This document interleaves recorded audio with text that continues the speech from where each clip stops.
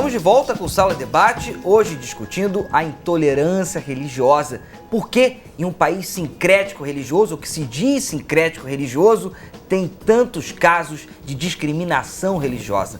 Para essa discussão, nós trouxemos a Vanucci Barros, presidente da Comissão de Combate à Intolerância Religiosa da OAB do Rio de Janeiro. Também trouxemos o Muniz Sodré, que é jornalista, professor, escritor e sociólogo. E a Luz Marina Garcia, presidente do CONIC do Rio de Janeiro, o Conselho das Igrejas Cristãs do Estado do Rio de Janeiro. Você que está em casa pode continuar participando. Tem duas maneiras de entrar em contato com a gente. @Canal Futura é o nosso Twitter e o nosso Facebook, a nossa página no Facebook é Canal Futura Oficial. Bem, terminei. Vou começar contigo dessa vez, Vanucci, posso? Terminei o primeiro bloco fazendo uma pergunta que era a seguinte, resumindo, né? Se nós temos grupos que dividem a mesma filosofia, que dividem os mesmos valores, por que eles não podem se reunir politicamente? Por que eles não podem reunir-se para debater em outras esferas que não só a religiosa? Bom, se a gente for, eu estava conversando até com um colega, se a gente for pensar que a nível político, as religiões de matriz africana, ela não tem qualquer apoio, né? A gente não vê dentro da Câmara dos Vereadores, deputados federais, a gente não vê qualquer apoio à religião de matriz africana. Eu até cito como exemplo a caminhada que nós temos, Caminhando a Gente Se Entende, que ocorre na Orla de Copacabana no mês de setembro. É uma dificuldade muito grande se conseguir um apoio da prefeitura para que o evento ocorra. Né? Necessita de ambulâncias, necessita de amparo policial. Os amparos policiais, eles acontecem, mas é muito complicado para que isso aconteça. A gente tem que recorrer a entidades particulares para poder tentar um apoio na caminhada, e a gente não tem. A gente não vê isso. Você vê os terreiros de Umbanda, eu digo isso por eu ser médium de Umbanda, né? Eu pertenço ao terreiro de Umbanda, e você não vê obras faraônicas nos terreiros de Umbanda. Você vê igrejas serem construídas em fração de dias, de meses, e você não vê um terreiro de Umbanda gigantesco, com pompa, né? De onde vem essa verba? Né? De onde vem essa verba para essas construções faraônicas? A gente não sabe. A gente não sabe, a gente não vê apoio, qualquer apoio, em qualquer manifesto das religiões de matriz africana. Né? A gente vê os terreiros pequenos, as pessoas que lutam, que muitas vezes são mortas, né, por estarem ali cultuando seus orixás, cultuando os seus exus, e na verdade isso não existe. Não existe, as pessoas são mortas e continuam acontecendo. E cadê o apoio com relação a isso? Né? Cadê a preservação da opinião humana? Né? Cadê a preservação do direito humano? Ele não existe. Então a gente não... Política de interação não existe, não tem diálogo entre as religiões. As pessoas perdem muito tempo discutindo entre si quem é Deus e a quem ele pertence. Né? Porque, na verdade, Deus não é de todos, ele acaba pertencendo a um grupo único. Né? Todos eles são donos de Deus. Então fica complicado realmente haver uma interação, há essa necessidade dessa interação, né? Para que essa crise que nós vivemos hoje e que sempre vivemos, grandes guerras são efetuadas por religião, né? Todos nós sabemos disso, guerras religiosas, e que a coisa não acaba.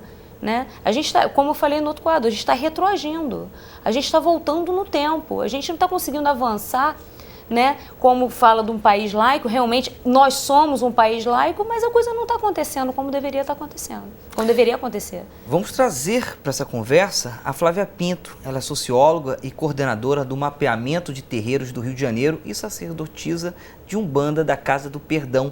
Flávia, tudo bem? Oi, Thiago, tudo bem? Boa noite a todos. Boa noite, seja bem-vinda. Eu gostaria da sua opinião. Falta organização entre as pessoas que acreditam no Umbanda e no Candomblé para que possam ter mais força política? Ou esse é um assunto que é preciso deixar de lado? Não é falta de organização, muito pelo contrário. Eu queria chamar atenção para o fato de que poucas pessoas na sociedade brasileira percebem que Umbanda e Candomblé são religiões brasileiras Então, as tradições religiosas brasileiras, a Umbanda e o Candomblé, com as suas matrizes africanas, e a Umbanda trazendo toda a essência da cultura brasileira, elas não são respeitadas dentro do seu próprio país. E é disso que nós estamos falando, a maneira como o fenômeno religioso se deu.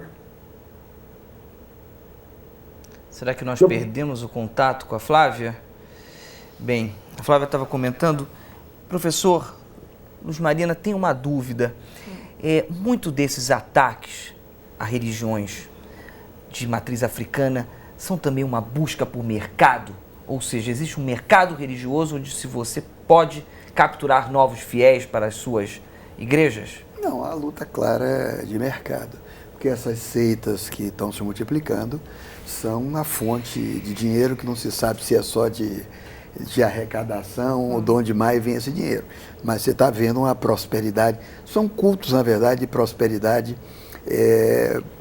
financeira. Ao mesmo tempo, tem uma certa prática, tem até uma certa atualização de linguagem, que eles sabem lidar bem com dinheiro. Tem uma ideia da divindade, digamos, o Cristo, por exemplo, desses cultos, é mais um bom vendedor de automóveis, tem a credibilidade de um vendedor de automóvel do que o Cristo que se conhece do Novo Testamento. É um outro tipo de Cristo que construíram. Mas eu acho, pessoal, que o problema, ela falou do apoio, é que os cultos afros são minoria, não quantitativa. Certo. A minoria é qualitativa. O que é que significa minoria? É possibilidade de não ter voz, é não ter voz, é impossibilidade de não ter voz. O menor, mesmo na lei, advogado, é aquele que não fala. Menor significa, menoridade significa, em várias linhas, alemão, por exemplo, menor quer dizer aquele que não tem fala, que não tem boca para falar. Então, a luta, na verdade, desses cultos que historicamente representam segmentos marginalizados do corpo, é para ter voz pública. Até no momento, essa voz está limitada ao aspecto religioso e o aspecto de sobrevivência daquelas populações, porque não foram simplesmente religiões, foram mais do que religiões. Os cultos afros foram estratégias de sobrevivências de famílias negras. Na Bahia, a constituição da família de santo é a constituição de uma sociabilidade à margem do sistema educacional que não aceitava, do sistema de emprego que não dava emprego àquelas pessoas, e constituíram realidades hoje muito pouco conhecidas. São pouco conhecidas, nem sempre pobres. Os cultos na Bahia não foi sempre coisa de gente pobre, não. Coisa de elite negra, preciso que se diga isso. A mãe de santo, digamos, matricial do terreiro do Axé Bafojá, Aninha, tinha dinheiro, falava fluentemente inglês e iorubá e participou dos primeiros congressos afro-brasileiros. Há uma tradição de gente culta dentro dos terreiros, das grandes casas matrizes do país. Mas a voz pública, para ter voz pública, é preciso ter representação parlamentar, é preciso ter respeito da sociedade, um respeito que não se tem, porque respeitar significa tocar o outro. Isso é que significa respeito. Esse respectar está lá na bandeira de Tiradentes, que diz assim, a liberdade, ainda que tardia, tocou o morto. Está na bandeira de Minas Gerais, em Tiradentes. Libertas, todo mundo aprende isso na escola. Quaes erat tamen, respexti inertem.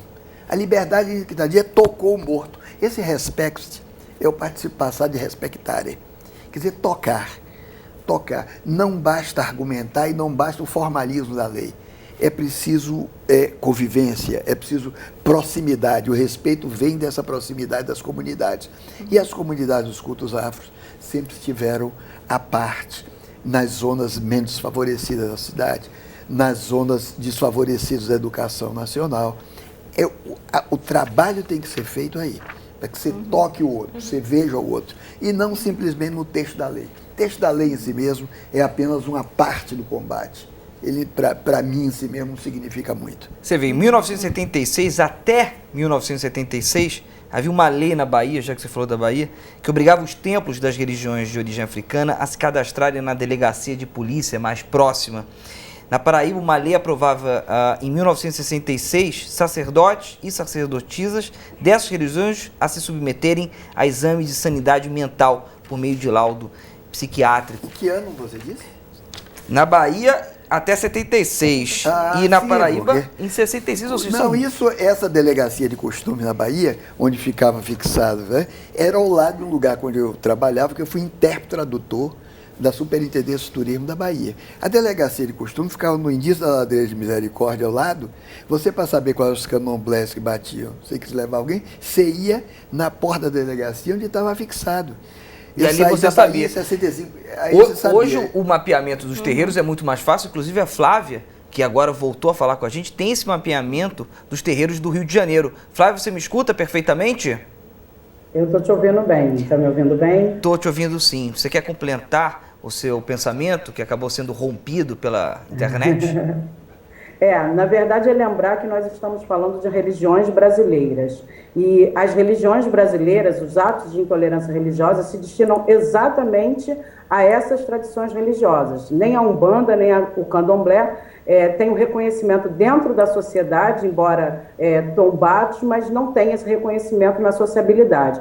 E o mapeamento dos terreiros foi uma pesquisa realizada aqui no Rio de Janeiro, assim como em outros estados, na própria Bahia também houve, que possibilitou identificar a primeira pesquisa estatística sobre casos de intolerância religiosa, onde mais de 60% dos terreiros sofreram casos de intolerância religiosa, e também o trabalho social que é feito nesses terreiros a despeito do conhecimento da sociedade e do poder público, com pouquíssima ajuda, inclusive, do poder público, o que prova que os terreiros hoje atuam como quilombos urbanos. Ou seja, a tradição da solidariedade indígena, a tradição das aldeias africanas permanecem dentro do terreiro, mas ainda muito tem que se fazer para combater a intolerância religiosa, sobretudo na mídia, onde o poder econômico do segmento neopentecostal é dominante, e, sobretudo, nas escolas, onde a lei, por exemplo, no caso do Rio de Janeiro, 862, torna obrigatório o ensino religioso confessional. E isso tem afetado a cultura brasileira, porque, por exemplo, existem crianças hoje que não escutam,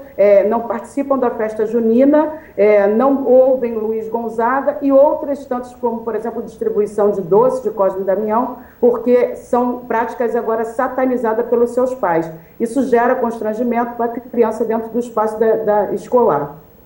Flávia, não é o caso de, ao invés de termos o ensinamento de uma religião A, ou B, ou C, temos um ensino de uma ciência da religião, ou seja, uma que aplique a todas? Tiago, ciência da religião deve estar presente no ensino superior. Crianças da faixa etária de 6 anos a 12 anos não têm ainda massa crítica para discernir uma filosofia religiosa.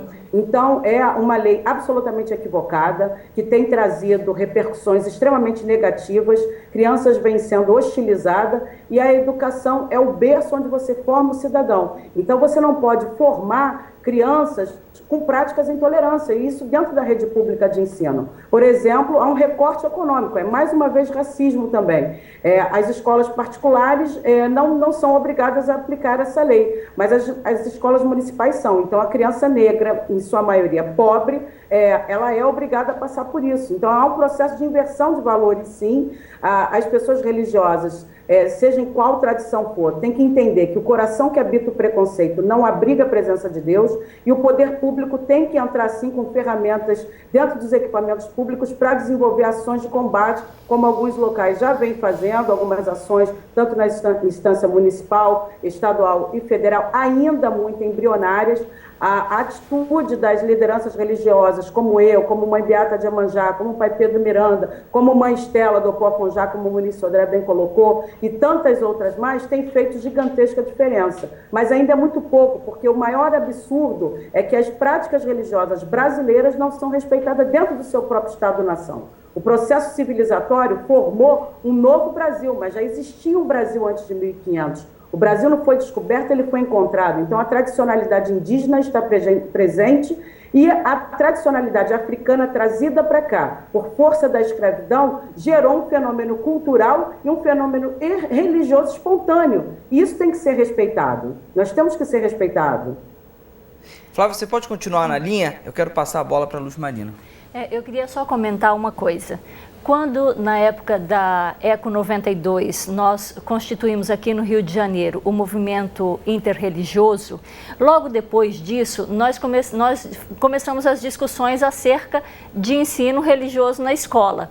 Mas a nossa intenção naquele momento era de que as crianças tivessem acesso à complexidade da religiosidade brasileira, ou seja, que nas escolas as crianças aprendessem o que é o budismo, o que é o candomblé, o que é o cristianismo, o que é o hinduísmo e etc., não é? Depois, quando a lei mais tarde foi aprovada em 2000, aprovou-se o ensino confessional. Ora, se você tem ensino confessional, você acaba privilegiando uma confissão, não é? E aí, de novo, acontece uma escolha por parte do poder público ou por parte, não é, da coisa pública por uma religião ou por uma ênfase ou por uma... Então, eu acho que isso daí é uma coisa bastante complicada. Na situação atual, eu diria melhor, de fato, não ter ensino religioso na escola, não é? Se é para ser ensino confessional, que vai privilegiar uma religião e uma perspectiva, então é melhor que nós não tenhamos o ensino religioso. Vanucci, você concorda? É melhor não termos o ensino religioso? Olha, se não tivermos o estudo religioso nas escolas, para as religiões de matriz africana vai ficar mais complicado ainda. Porque se a gente pensar que nós somos minoria e que em suas casas os seus pais deixar única e simplesmente para a educação dos pais em casa, né? A grande maioria não são umbandistas, não são candomblecistas, não são de matriz africana, né? Como nós somos minoria, como foi falado pelo professor. Então, a gente vai continuar batendo no prego da mesma maneira. Porque não vai ter esse estudo nas escolas, as crianças vão crescer entendendo que aquilo ali tem que acontecer, que a discriminação ela tem que continuar ocorrendo. Você vê que o racismo ele é muito presente ainda, né? A questão das crianças não entenderem a diferença da cor da pele, né? Quando o Brasil, na verdade, é o segundo país, né, depois da África, com maior população negra, né? E isso não é explicado na escola. Como que a gente não vai inserir nas faculdades, nas escolas, onde a formação infantil é basilar, né? Se a gente não inserir isso na escola, que na verdade não está inserido da maneira como deveria ser, como você falou, com relação à ciência religiosa, ciência da religião, se não for inserido, a gente vai continuar da mesma maneira, se não piorar. Né? Eu acho importante sim a inserção da ciência da religião, falar de todas as religiões de uma forma geral, né? Não dá para falar de uma, ou falar do catolicismo, tem que falar de todas de uma forma geral, né? Para que a criança entenda que existe uma diversidade religiosa. Professor Muniz, o Denner Jerusa Galeão não concorda com você. Denner, obrigado pela sua participação. Aliás, eu quero agradecer a todo mundo que está participando nas nossas redes sociais. Pode continuar participando. @Canal Futura é o nosso Twitter. E o nosso Facebook, a nossa página no Facebook é Canal Futura Oficial. O Denner diz o seguinte: boa noite, sou pastor e não concordo com o professor. O povo cristão sempre foi o mais perseguido desde os tempos contemporâneos. E acredito e prego sempre em meus cultos que não devemos discutir uma religião, mas cremos em um Deus único. O que você tem a comentar sobre isso? Denner é o nome dele. Denner. Nem a própria livro santo, a Bíblia, fecha a questão em torno desse Deus único. Você lembra no Velho Testamento quando Deus diz para Moisés: não adorarás outros deuses? Ele não está dizendo que os outros deuses não existem. Está dizendo: vai adorar a mim. A decisão do Deus único é a mesma decisão do pensamento único, do pensamento hegemônico, do pensamento que serviu com os missionários de batedores para os exércitos que viriam depois para o extermínio de índios, para a preação de índios, para o aprisionamento de negros. Todas as religiões universais de um Deus único foram religiões violentas. Foi a religião cristã, o islamismo, aprisionava. Então, essa ideia do Deus único já é a fonte de toda a violência. É a fonte de toda a violência. Por que não respeitar a crença do outro na multiplicidade dos deuses, quando na prática nós sabemos, amigo, que Deus único é esse, que ao mesmo tempo é trino? Que Deus único é esse que se multiplica em santos e mais santos? Agora acabou de ser feito mais 2 santos, por decreto da igreja. Isso de acordo com a Igreja Católica, hein? Né? Eu estou falando da Igreja Católica. A outra igreja é a mesma que está no morro, não sei de que denominação é ele, mas eu conheço a realidade do Rio. É a mesma que está no morro, junto com o tráfico, expulsando de suas casas e de seus cultos o pessoal da Umbanda, os crentes da Umbanda e do Candomblé. Então, como eu disse, a fonte de toda violência é a verdade única, é a verdade absoluta. A verdade não é o acordo do discurso com o fato. A verdade é o consenso com relação ao conhecimento do fato. Portanto, toda verdade ou é consensual, ou toda verdade não se dá não pela imposição de um saber, a verdade se dá por uma ecologia dos saberes. Quando o índio, o negro, o camponês, o cristão, o católico, o candomblé, o banda, se derem as mãos ecologicamente, aí então pode estabelecer uma verdade que não seja violenta. A maior fonte de violência que eu conheço é a verdade.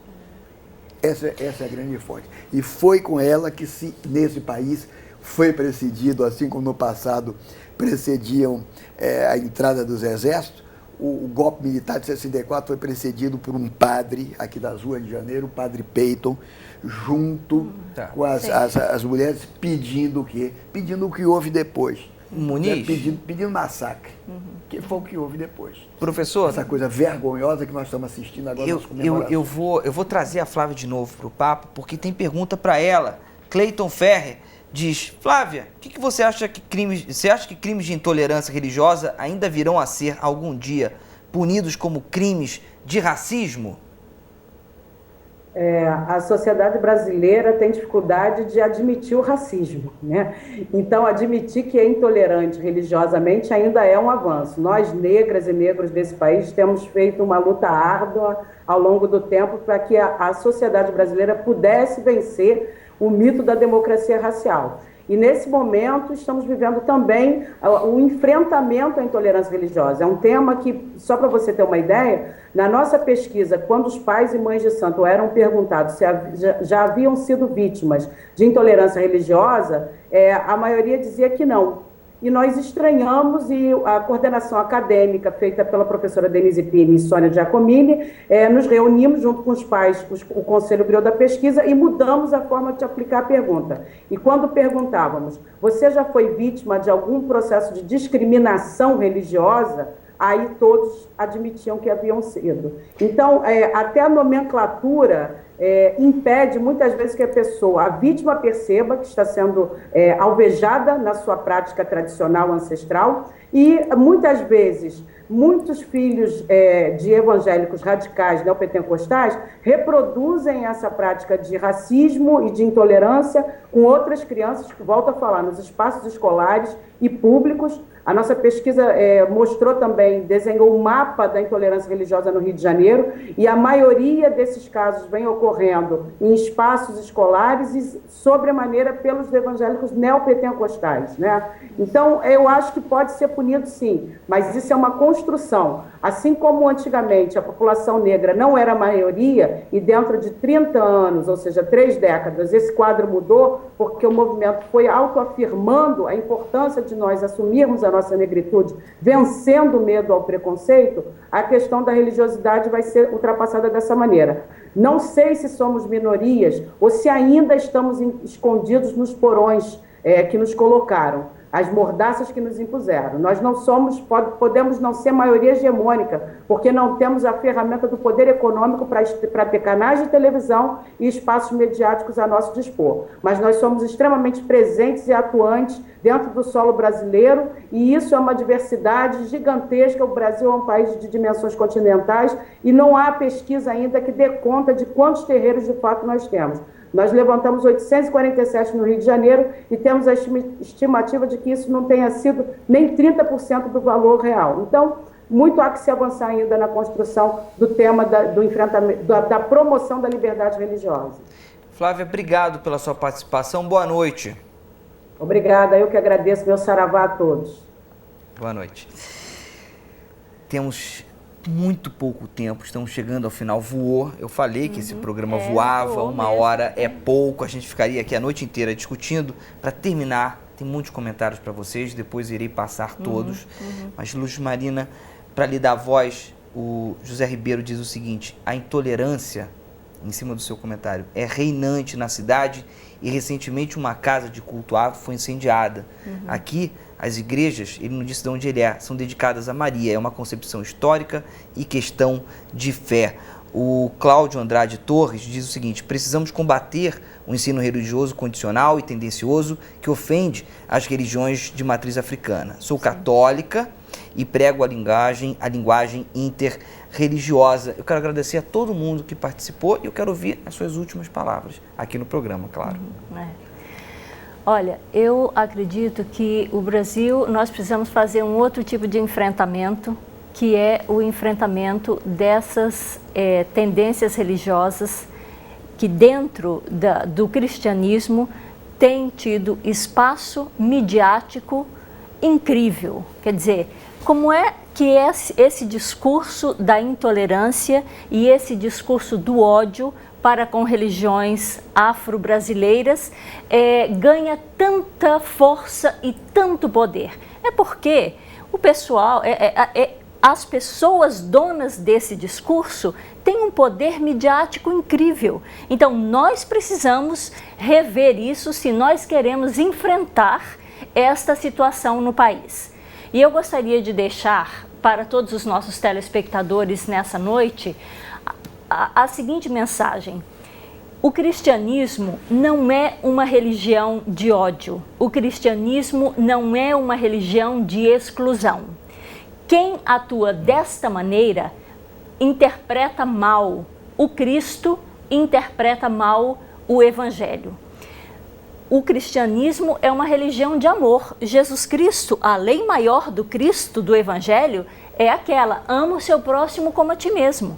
Então, isso é o que nós precisamos recuperar para dentro das nossas relações interreligiosas, para dentro das nossas relações sociais, para dentro da nossa relação política parlamentar. E eu gostaria de voltar àquela pergunta que você fez antes. Olha, o nosso tempo estourou, tempo estourou. Muito obrigado pela sua participação. Desculpa, mas a gente está com o tempo super estourado mesmo. Certo. Obrigado pela sua vinda, Vanucci. Obrigado, professor, mais uma vez aqui como um grande companheiro que é. Eu queria mandar um beijo especial a todo mundo que participou no nosso Facebook, no nosso Twitter, lembrando que essa intolerância religiosa, na maioria das vezes, é feita por uma minoria. Então, vamos estar juntos, tá bom? Axé, tchau, tchau, boa noite, amém. Tchau, tchau.